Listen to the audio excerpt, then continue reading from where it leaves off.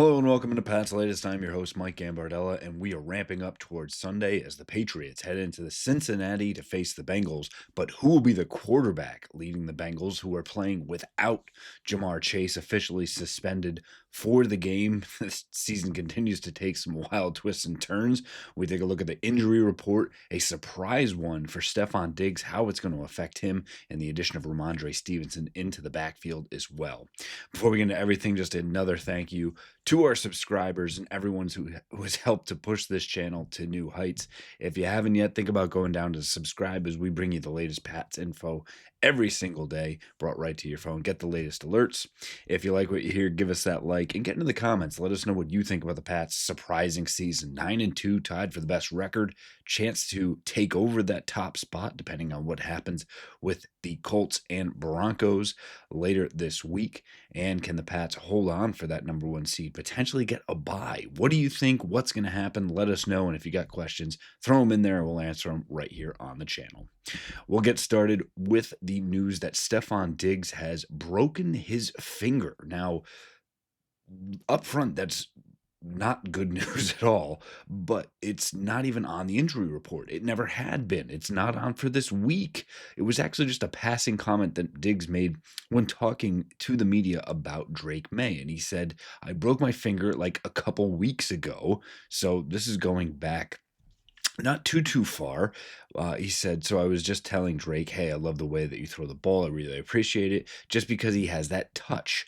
Now, again, it's a broken finger, and they followed up quickly, and Diggs pushed back. He said something like that. He said, don't worry about it. It's the least of my worries. Now, there's a lot of things that can go into this. A hairline fracture, non-displaced. It's clearly something to the point where it wasn't that big of a deal. If you've ever played football before, especially if you've been on the line, you've gotten jammed, you give those punch shots, you can quickly break a pinky, or the quickest ones to go. You tape them to one another and you keep going about your day. Hopefully that's what happened here. Clearly, it has not stopped Stephon Diggs from the production side of things, and being a couple weeks, likely he is past this altogether. But a little surprising that it has kind of slipped through the cracks. Mike Vrabel, famous for not wanting to divulge injuries, give the injury report. He said, that's his least favorite part about what the communication staff and Stacey James asked him for. So while it's shocking to hear, it's not the biggest deal at the end of the day, and likely that he's a few weeks past, something that hopefully will not affect him or the Patriots moving forward. Something that will affect the Patriots is the return. Ramondre Stevenson set to make his rejoin of the backfield after 3 weeks with his toe injury.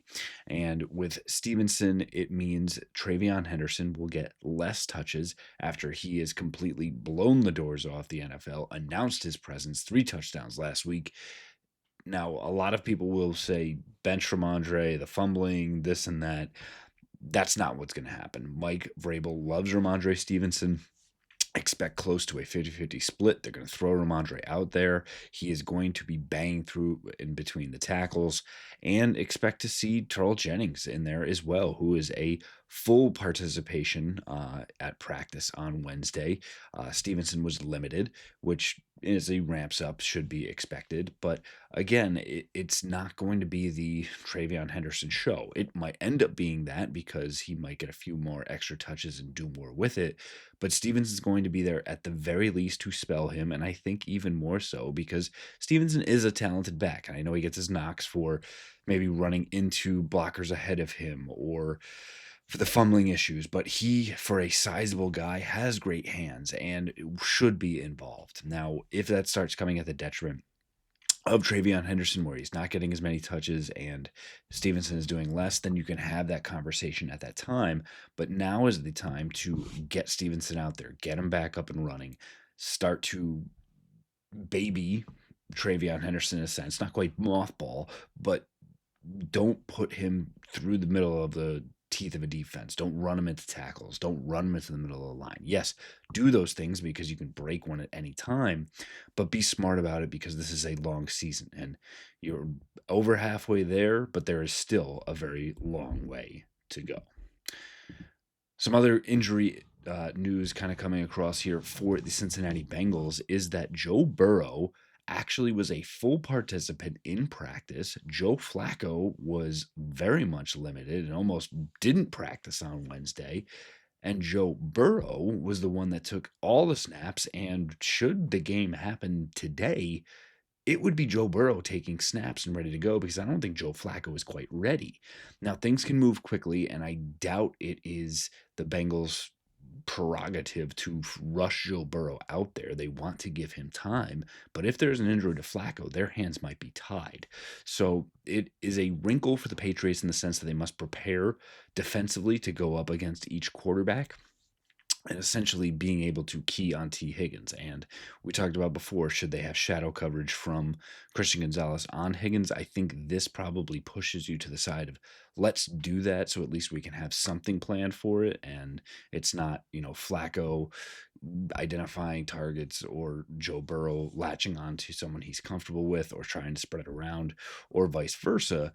It's now you need to devote two separate game plans for each quarterback, at least from a coverage perspective. I think for the front seven, it is, stack the box, rush the edges, pin them in either way. They're not really a rushing threat either way. You're trying to make them uncomfortable. So not a ton that kind of plays off of it, but it is a wrinkle that you weren't quite ready for at the beginning of the week. You weren't ready to not have Jamar Chase out there. So again, things move at lightning speed and you're prepared for them.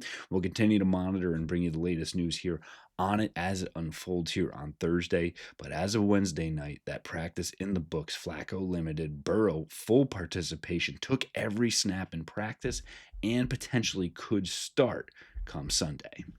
And finally, the injury report here for the Patriots. We've already talked about Ramondre Stevenson, Stephon Diggs not on that report. Some other limited participations, Christian Barmore, the usual limited but non-football injury related.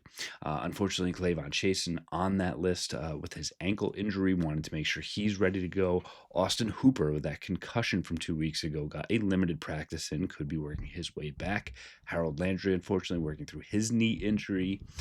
Morgan Moses was a non-football related, as was Jelani Tavai. So both and should be out there. So all of those starters for the Patriots limited, but working to ensure that they will be back here as well. And that's Ramondre Stevenson in that same boat. Full participation for Kayshon Boutte. So some great news for Drake May to have his deep threat back in the starting lineup. He seems to be over that hamstring injury with full participation in Wednesday's practice, which is huge news because you can get Thursday and Friday in here as well. Christian Ellis potentially could return to the starting lineup. It seems to be over that hip injury. The question is, did Jack Gibbons officially take his spot? I would not be surprised, even if Ellis is at full strength, if it's Gibbons who gets to start, slowly work Ellis back in and see if he can surpass him and get his spot back. I think Gibbons has played well enough to keep it status quo for now. Additionally, Joshua Farmer was over that ankle injury that held him out. The defensive tackle should be making his return, as Terrell Jennings should be full participation down to RB3, but don't be surprised if he sprinkles in here as well. That'll do it for us there on this episode of Pat's Latest. Again, if you don't subscribe, think about going down. Support the channel. We're excited to continue to grow, continue to bring you all the latest news and info in an unprecedented season for the Patriots under a first-year head coach. Mike Vrabel joining just one of 5 other head coaches in Patriots history that's had a winning season in his first year, and this is just the beginning. Playoffs in sight, AFC crown potentially, a number 1 overall seed, and who knows, there are way too many comments I'm starting to see about media members saying, will it be a disappointment if the Patriots don't make the AFC Championship? It is too early for that. That's why we talked about the things that we have, and we'll get into everything else in the coming episodes, so be sure to subscribe and stick with us as we bring you everything for your New England Patriots. Fight on, Foxborough.